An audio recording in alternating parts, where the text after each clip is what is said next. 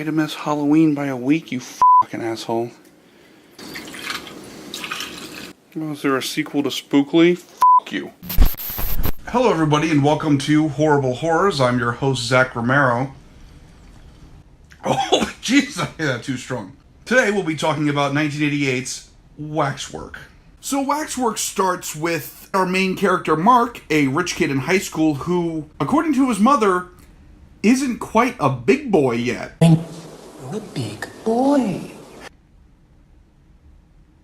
Oh, and by the way, this scene leads to nothing. We literally never see this weirdo mom character again for the rest of the film. From there, we meet Mark's group of stand-ins. Pile of victims. Friends.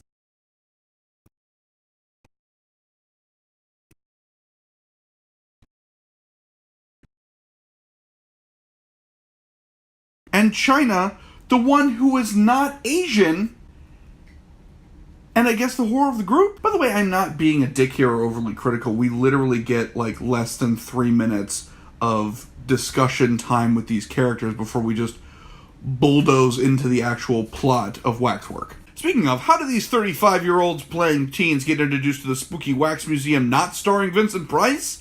By running into my own personal hero, David Warner. Now, as a quick side note, I fucking love David Warner. Jennings from The Omen, Evil in Time Bandits, Sark in Tron, Bob Cratchit in the George C. Scott Christmas Carol, which is the greatest non-Muppet Christmas Carol version out there, Batman the Animated Series, Ra's al Ghul, The Lobe from Freakazoid, and if you don't think that he carried the entire film of Teenage Mutant Ninja Turtles 2 Secret of the Ooze on his back, then you, my friend, can go right to hell. So, China and Sarah are walking down the street and suddenly see this scraper building with David Warner acting like an alien and dressed as Willy Wonka with no explanation. Then China looks at David Warner like I'd look at David Warner if I randomly saw him on the street. And now their gang is invited to come at midnight to check out the wax exhibit. Now, before I get into the segments of this plot, which, let's be honest, that's what they are, I want to talk about a little grievance that I have. So, for whatever reason, David Warner talks like this is his first time on Earth in this film. I see you're interested in my waxworks. Okay, he's a weird character, that's fine. But all the teeny boppers in this film all talk like they got brain problems. What's happening tonight, guys? Nothing. I gave up drinking.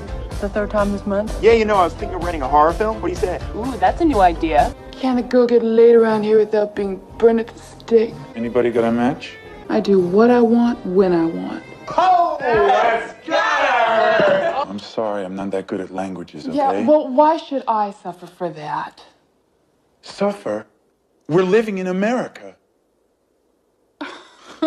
Hey, so do these two actually like or hate each other? Because you're not making a very clear movie. So they visit this establishment and it turns out to basically be a museum of death. A magic wax museum of death. Captain Nicotine steps over the velvet rope only to see Sala from Indiana Jones knee-deep in meat sweats in some kind of random cabin. John Rhys-Davies stares into the full moon, gives this movie way too much dignity, and then transforms into a werewolf. And by transform into a werewolf, what I actually mean, he gets some of that salami heavy breathing, and then we just sort of cut to a werewolf being in the room. It's basically the same thing. Things go tits up, and Smokey not only gets bit and becomes a werewolf, but is then killed from there. Also, as a side note, I want to point out that it does not pass me by that John Rhys-Davies did not put on any werewolf makeup or prosthetics, but they made this no-name kid do it instead. Way to pull rank, John Rhys-Davies. I appreciate that. Yes, I'll be in your movie for 10 seconds, but I'm not putting any bullshit on my face. So anyway, when we return back to the waxworks, suddenly, Smokey's corpse is part of the sculpture display. Spooky. Meanwhile, the very, very white woman, nicknamed China, ends up in a vampire roleplay with Dracula and his son. So it's the Monster Mash, I guess? Dracula and his son. You want to see an apt metaphor for this movie? I'll give you one. Just watch a vampire chase a grown woman around a table for 3 goddamn minutes. Also, someone please explain the science of this here. The concubines corner China, then there is blood sprayed on a wall behind them, then one of them gets pushed off, then champagne through the body, oops, the corks came off somehow, and then it's just pour some sugar on me, I guess? Pour some sugar.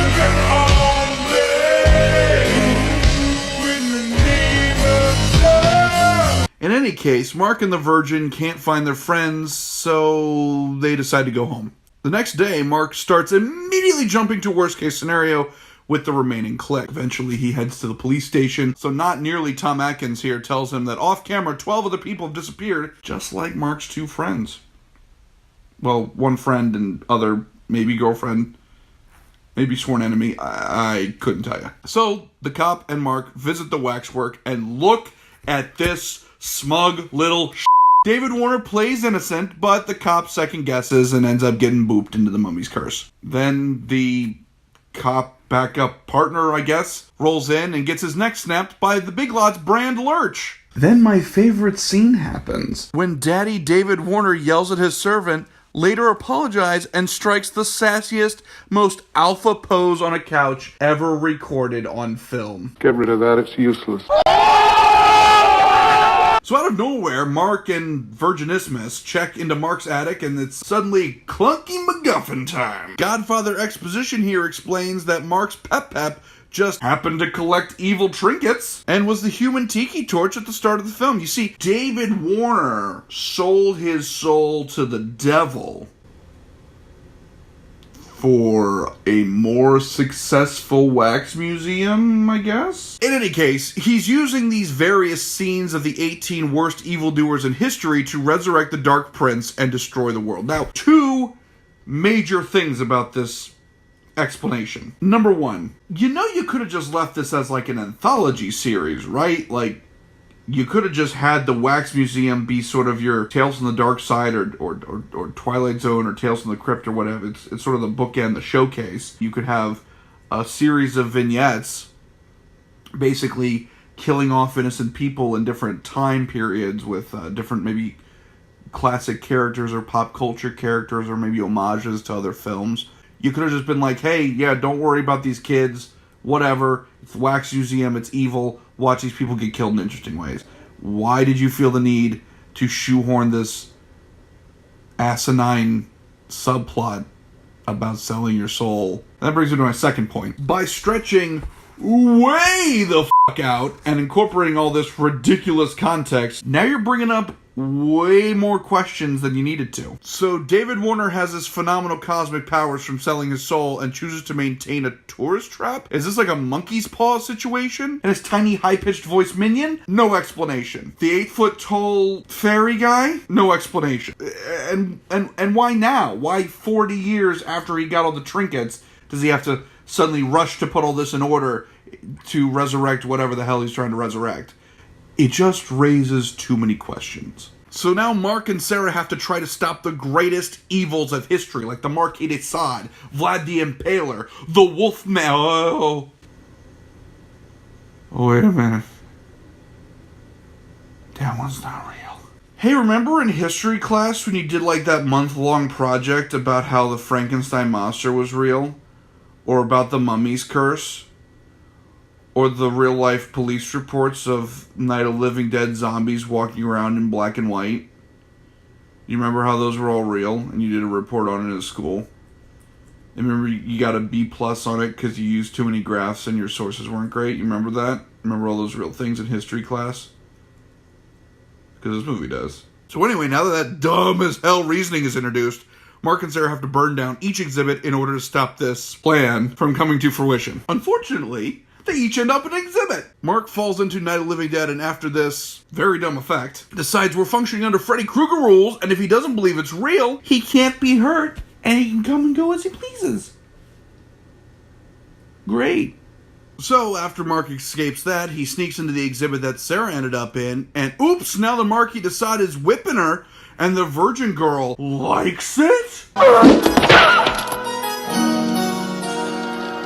Stop.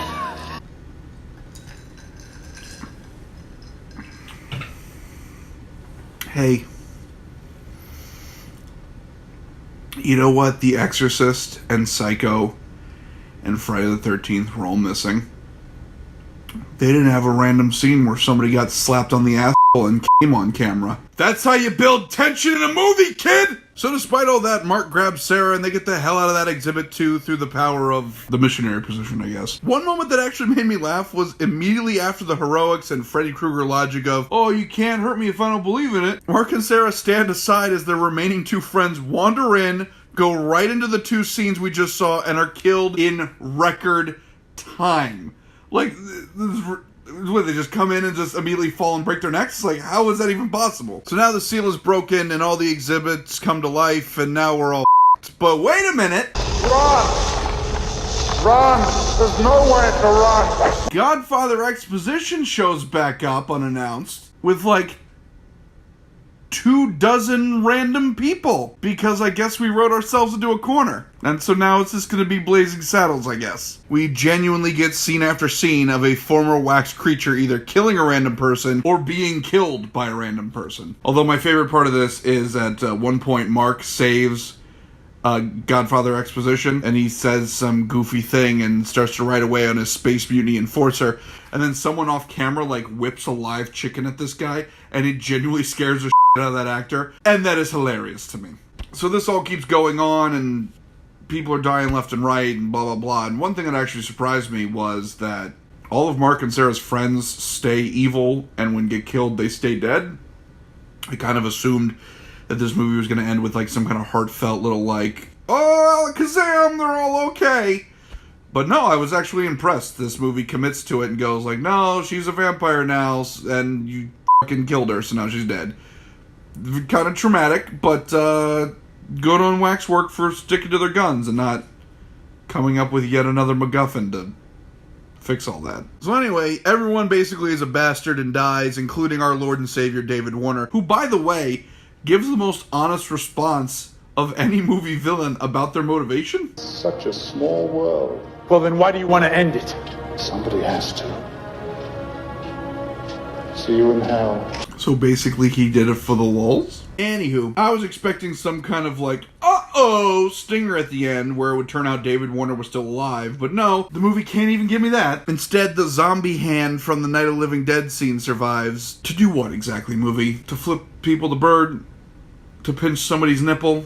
Like, what is this? How is this hand going to sequel bait us into another movie?